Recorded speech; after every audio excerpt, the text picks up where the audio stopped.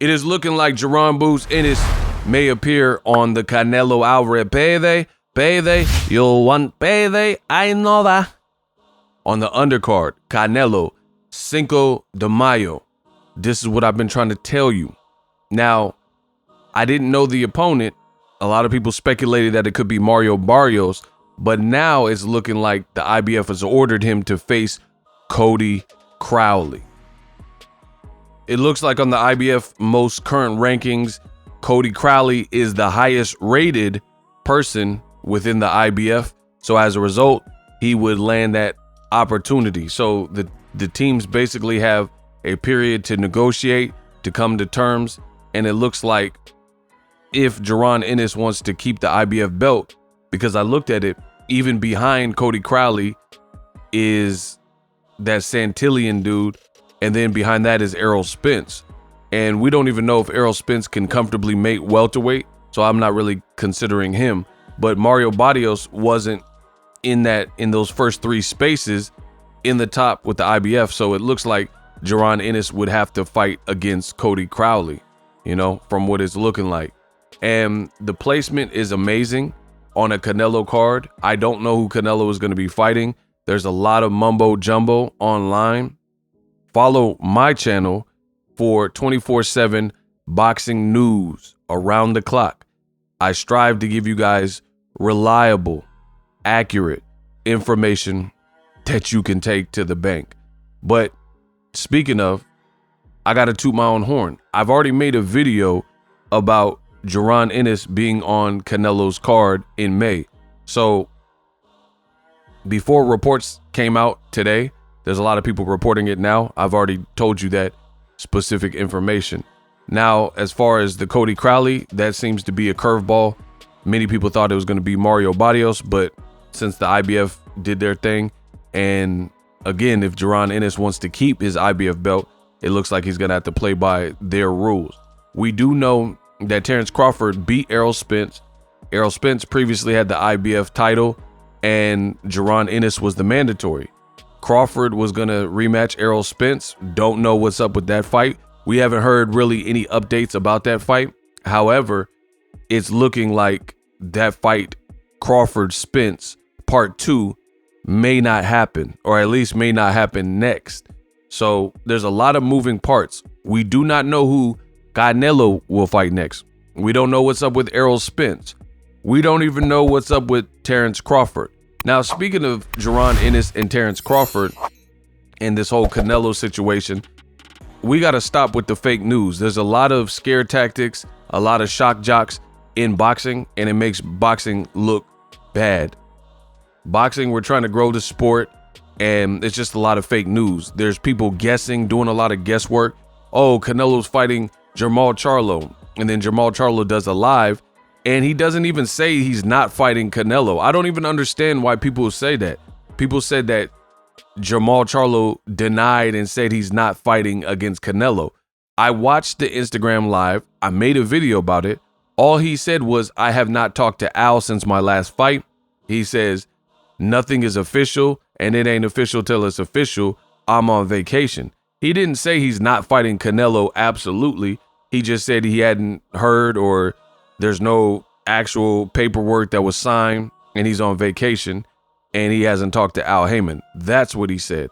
So people just took it, ran with it, and that's what's happening in boxing a lot. You have a lot of interpretation where people are just interpreting what they think this tweet means, this social media post. A person says something online, on Instagram, on IG Live, through X, through Twitter, whatever.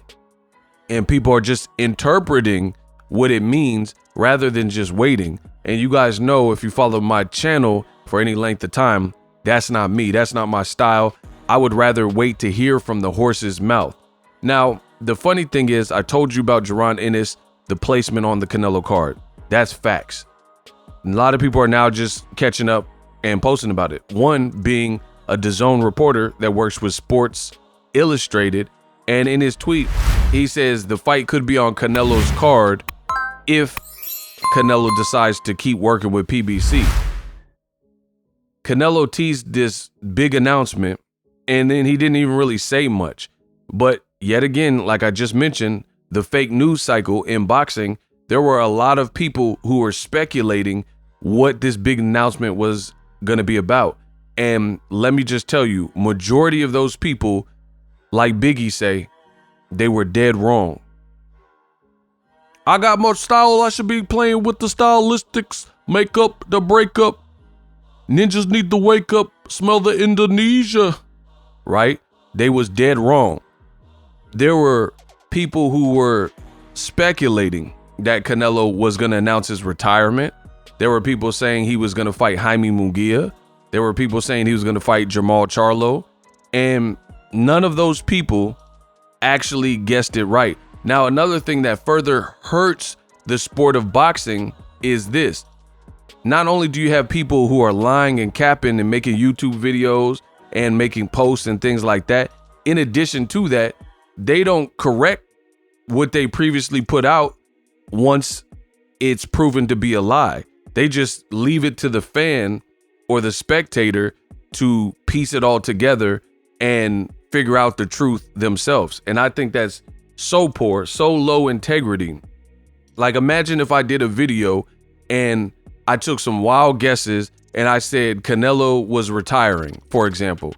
And I made these videos. I said he's leaving PBC, he's retiring, yada, yada, yada. And then Canelo does his announcement and pretty much refutes most of that. He said he's going to continue fighting for at least 5 more years. And he gave no indication that he's leaving Al Haymon or PBC. We know that Al Haymon and Canelo have a 3-fight deal. Yet and still, as late as today, you have Sports Illustrated / DAZN reporter, and they're still pushing this narrative that Canelo may not be working with PBC. But what is this based on? There's been nothing from Canelo that would stipulate that his next move would be off of the PBC platform and Amazon Prime. In fact, if you watch Amazon Prime, they've already done some commercials teasing the different quarters and the different movies and live sports and programming that they have. And they even used Canelo Alvarez and one of his fights from like the Charlo fight, the Jermell Charlo fight, as part of that teaser. So these people are incredibly stupid in the world of boxing, who they keep speculating all these things, but they're not even looking at the basic clues. Like, why would Amazon Prime utilize a Canelo clip if they really thought that Canelo was going to leave and go back to DAZN in his next fight? Or if they thought he was retiring? They literally have a trailer out where Canelo can be seen in the trailer talking about things to come 2024 Amazon Prime. But I guess I'm the only one smart enough to see this. So as far as all this Canelo is leaving, it just sounds stupid until I hear it from Canelo Alvarez himself. Again, if Jaron Boots Ennis is being linked to being on Canelo's undercard, and Jaron Boots Ennis has been working with Premier Boxing Champions, then why would Canelo be leaving? How are they staging Jaron Ennis on a Canelo card if Canelo is leaving the PBC? But these are the ignorant fake news rumors that are circulating all throughout boxing. And let's just be real, this makes the sport look bad. When there's 5 different stories about who a fighter is fighting. Oh, Gervonta's fighting this person. They said Gervonta Davis in the past was fighting Abner Mares. People are saying he's fighting Ricky Hatton's son, Campbell Hatton. They said he was fighting Pitbull Cruz. And we know all 3 of those were lies. So why don't we, as fans, as media, as content creators or whatever, take the extra time, put out real content, stop with the clickbait, stop with the fake news, and just wait. Wait until the fighter announces their next move. Boxing would be much better, and boxing would be much smoother. In fact, to add insult to injury, you got ignorant fans who they don't even care if the person, it could be a YouTuber with 20,000 subscribers that doesn't go to the fights, has no sources, whatever the situation is. And when a video gets made, they'll share the video. They'll take the video with they don't even take it with a grain of salt. They'll take it as gospel, like, oh, this is what's happening next. Canelo is leaving PBC because someone made a video about that. And then again, the worst part about it is the people that are frequently wrong on YouTube, they never correct and let you know, hey, remember that video I made last week for views, for clout? Oh yeah, all of that was a lie. The real information came out, and that is definitely detrimental to the sport of boxing. So I'm going to keep calling it out, because it's just, there's no place for that. You know what I'm saying? Like, at least have the integrity to put out bad information and then update the fans that, hey, the information that I put out was bad. And then as far as fans, if you want to really grow the sport of boxing, you have to be mindful of who you even watch and what you even support. Why would you even watch something that's deconstructing the sport that you allegedly love and then help spread lies by even leaving a comment? Like, for me, I just pay it no mind. When I see a bunch of lies, I can read a title on YouTube and tell if the video is a lie. Because here's the thing, if it was the truth, all the boxing outlets and the major websites would be all reporting it. Just think about any, like, let's say Entertainment Weekly, Entertainment Tonight, Extra. If they have the Oscars and Leonardo DiCaprio wins an Oscar and he gets the Best Actor award, they all, like clockwork, are posting the same thing.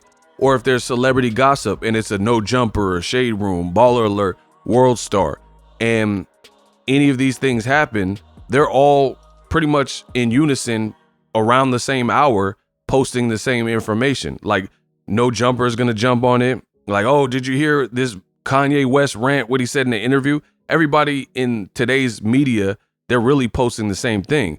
So if you are hearing, oh, Canelo's leaving PBC and Canelo announced his next fight, and there's only one person or a few people that don't have credibility and they're stating it, but then you go to the major boxing websites and there's nothing about that. You go to the fighters, their social media, and there's nothing about that. Well, then you as a fan should have the wherewithal to know that it's cap.